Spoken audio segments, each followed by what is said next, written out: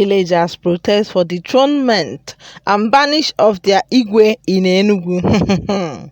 On Saturday, hundreds of villagers were seen protesting for the removal of their traditional ruler from the seat of governance.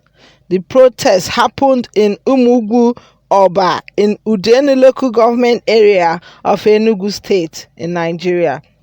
On this date, 20th June 2020, aged men, women, and children joined the chorus of the angry youths to protest that their traditional ruler, identified as Igwe Mellitus, be dethroned and banished from the town.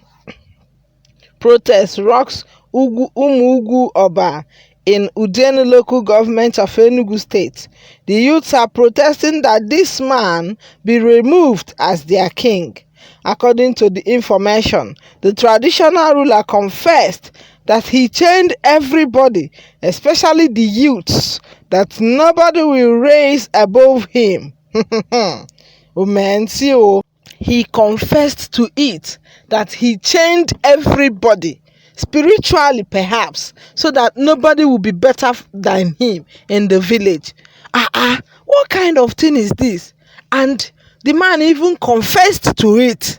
They said that he opened his mouth and voiced it out, that he chained everybody in the community, especially the youth, so that nobody will nobody will grow above him in terms of power, in terms of wealth, and every other good things of life. What kind of life is this? Could this be what some of these traditional rulers are doing? Because when you go to some communities, you will see that the people are suffering. People are crying out. People are trying to survive while their traditional rulers will be living fine. And this is happening in Enugu State, in the state where Ugwuanyi Ifeanyi is the governor.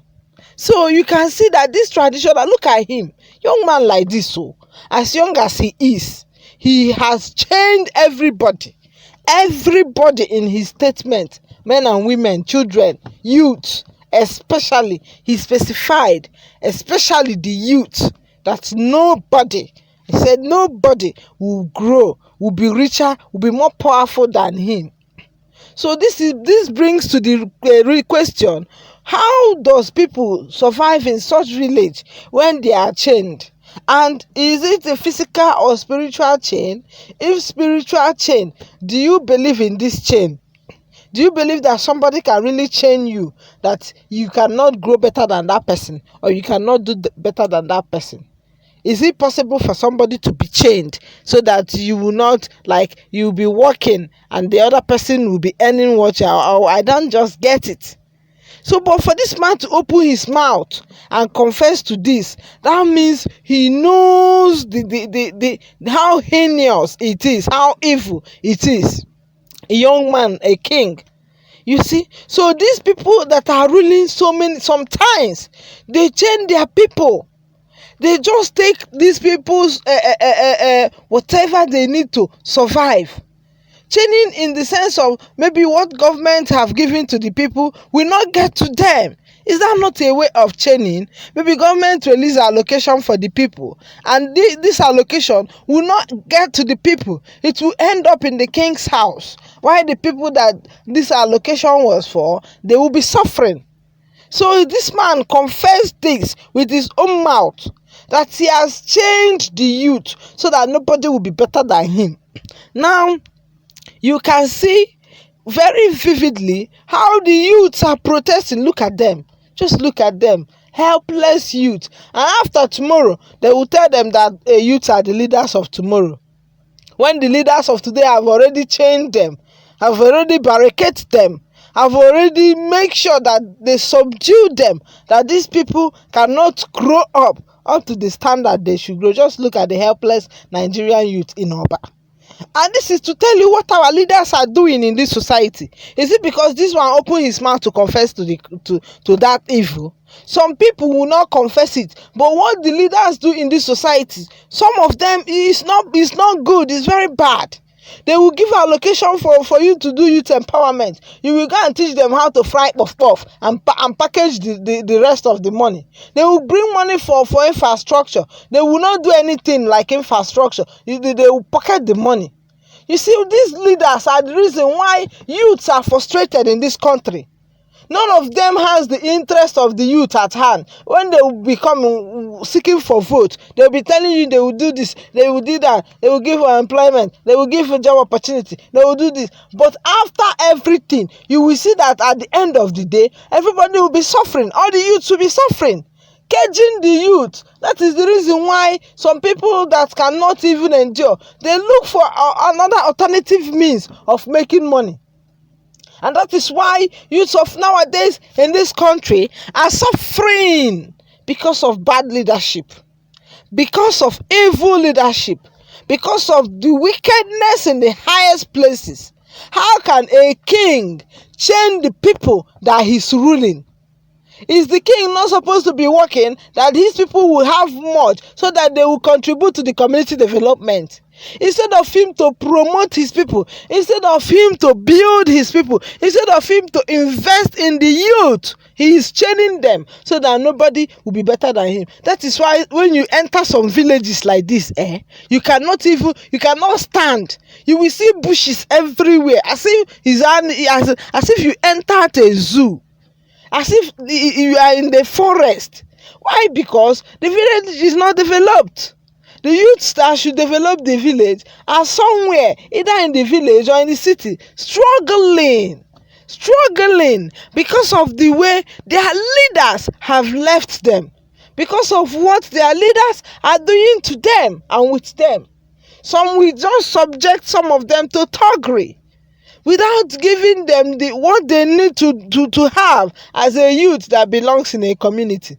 Sometimes they will say they are doing empowerment, youth empowerment. When you go to the youth empowerment there, they will be teaching you things that you know how to do. Most of them are just motivational speakers. Motivational speakers giving you motivation that you know that is impossible to be achieved. They will tell you, don't you know Dangote now? Dangote just started with 1 bag of rice. When he sold the 1 bag of rice, he started the cement, which is a lie. They will not like to invest. Instead of them to invest, they will be giving you impossible motivations that after you sit down and analyze it, you will almost go mad. So you see how they catch this one now. And these people are protesting that they dethrone him, and that is what it should be. Who knows how many people this man has killed in the process of chaining the people of his community, especially the youth? Who knows? Let's just see what people are saying about this. Somebody said here, and true he changed them, because I can't even see any serious person here. This is not funny. God have mercy on the wicked, on you, wicked king. He's really wicked, very, very wicked. Who hired them and how much they pay you? Why would he do such thing to his subject? And that's the same question I'm asking. Exactly the same question. Can you imagine? Why should he do such thing to his subject? Somebody said, may God have mercy on you people. You see, nobody hired these people. This is real. Look at what is happening here. They said the man confessed it with his mouth. Some people said anything that makes him to confess this kind of crime is because of madness. And I pray, even if it's madness, let that madness locate some people that need it. Let that thing that makes this man confess, let it make other leaders that are doing so many atrocities, let it make them to confess too, so that people in the society will know their stand.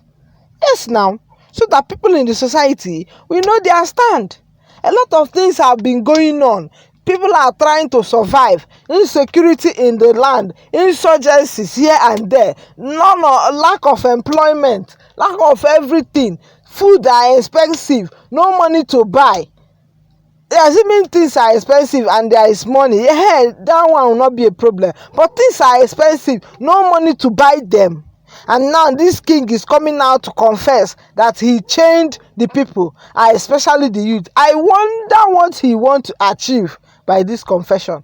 I wonder what he wants to achieve by saying that he changed these people.